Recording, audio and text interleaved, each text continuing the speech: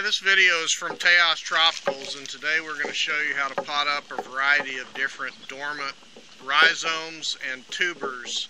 The first one we're going to show you is a curcuma rhizome, and what we're potting it in is a mix that's about 10% sand and 90% composted pine bark and composted plant material.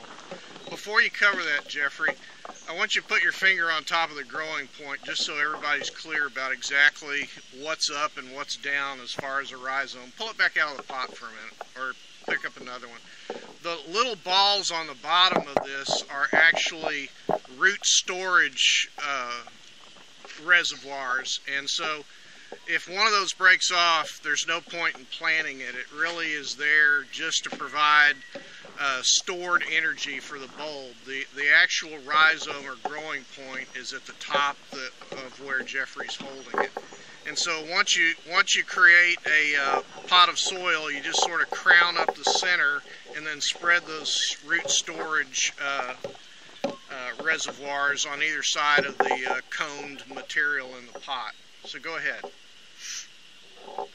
And then once you put it in, you want to set the growing point about a ½ inch below the lip of the pot and just barely cover it with soil.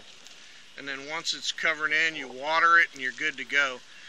The only other thing I would say is if you're going to plant it straight in the garden, you basically do the same thing. You dig a hole, you create a crown in the center, you spread the storage roots on either side of that crown or coned area with the soil, and then you just barely cover the growing point.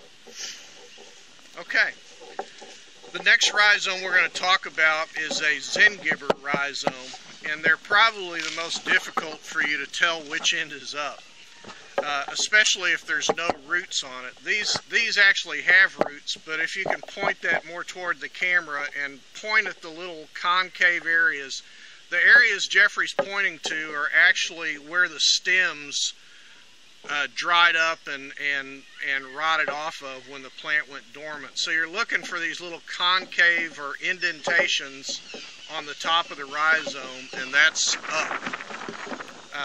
If you are unsure, the best thing for you to do is plant it sideways. So just turn the whole piece sideways, and at least that way you're still going to get good growth. But if you can determine the little indentation areas, that's up.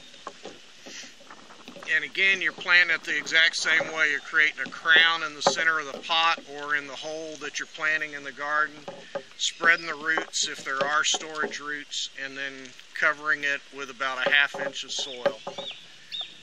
And of course, last thing that happens here is we put an ID tag in every pot.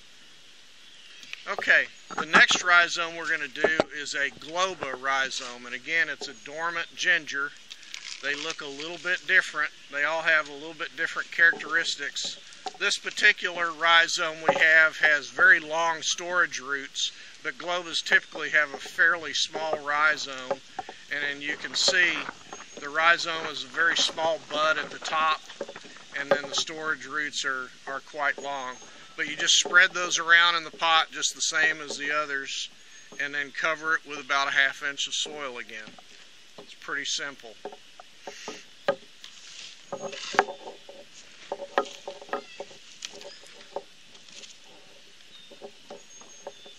Okay, and then the last dormant tuber we're going to plant, it's not a ginger, it's a Amorphophallus or corpse lily. And these have gotten very popular because a lot of the museums have bloomed the larger varieties.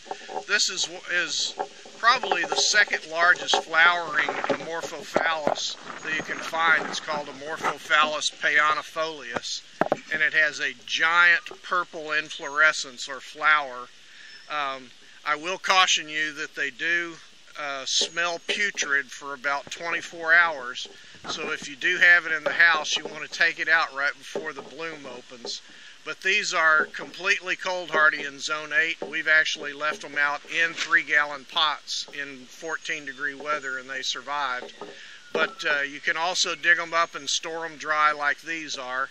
The growing point is the concave area in the center of the bulb, and you can actually probably barely see that there's a slight bud forming on this one already. And so you just plant the concave area about a ½ inch down from the lip of the pot and barely cover it. And that's it. That's pretty simple, and we'll cover some other items on our next video.